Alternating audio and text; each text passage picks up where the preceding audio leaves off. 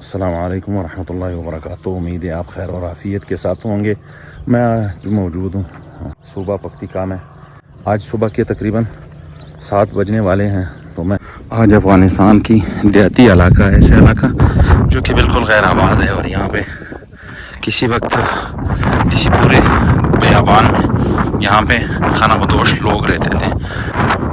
اسی علاقے میں یہ مسجد چھوٹی سی ہے، اور اس کے ساتھ ایک جامعہ بن رہا ہے جس میں سے بچوں کو اسکول اور دینی اسباق پڑھائے جائیں گے.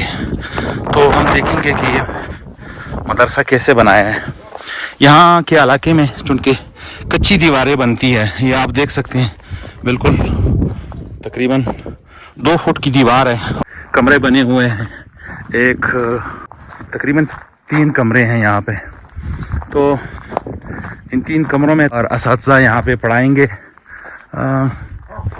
یہ آپ دیکھ سکتے ہیں یہ سٹیپ بائی سٹیپ بنا ہوا ہے. سٹیپ بائی سٹیپ اس لیے بنا ہوا ہے کہ یہ ہر روز ایک سٹیپ تیار ہوتی ہے. اس کے اوپر پھر دوسرا سٹیپ اس وقت تک مستری اور کام کرنے والے کام نہیں کر سکتے ہیں جب تک کہ وہ سٹیپ خشک نہ ہو جائے، کیونکہ وہ پھر گر جاتا ہے. اور یہ مٹی اتنی مضبوط ہے کہ سیمنٹ کی طرح بالکل پھر ٹوٹنے کا خطرہ نہیں. سینکڑوں سال اسی مٹی کو برقرار رکھا جا سکتا ہے. یہ مسجد کے ساتھ ایک کمرہ بنایا ہے، اور مسجد کے علاوہ پھر 3 کمرے اس سائڈ پہ بنائے ہیں. یہاں پہ یہ مدرسہ ہے، اور یہاں پہ مدرسے بھی کچے ہیں. آبادی کچی ہے لیکن ایمان لوگوں کا پکا ہے. یہ آپ دیکھ سکتے ہیں یہ بالکل بیابان. یہاں پہ جگہ جگہ پہ چھوٹے چھوٹے گھر بنے ہوئے ہیں صرف زمین کو آباد کرنے کے لیے. یہاں لوگوں نے باغات لگائے ہیں، ان باغات کو پانی دینے کے لیے اور ان کی حفاظت کے لیے لوگوں نے یہاں پہ چھوٹے چھوٹے گھر بنائے ہیں.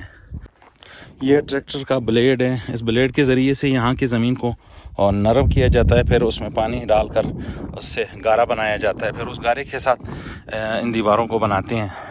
یہاں میرے خیال میں پھر دوبارہ مٹی ڈال کر اس کو بھرتی کریں گے اور اس جگہ کو بھر لیں گے. یہاں پر ہر کمرہ بنانے کے لیے اس کا مین دروازہ ہوتا ہے کمرے کے اندر. پھر کمرے کے اندر جب آپ داخل ہوں گے اس دروازے سے، پھر اس دروازے کے اندر ایک دوسری سائڈ پہ کمرے کا دروازہ ہے. یہاں پہ لوگ غسل خانہ بھی بناتے ہیں، اندر کی طرف سے راستہ دے دیتے ہیں، اور کمرہ ایک طرف ہوتا ہے کیونکہ یہاں پہ بارش اور برف باری کافی زیادہ ہوتی ہے. تو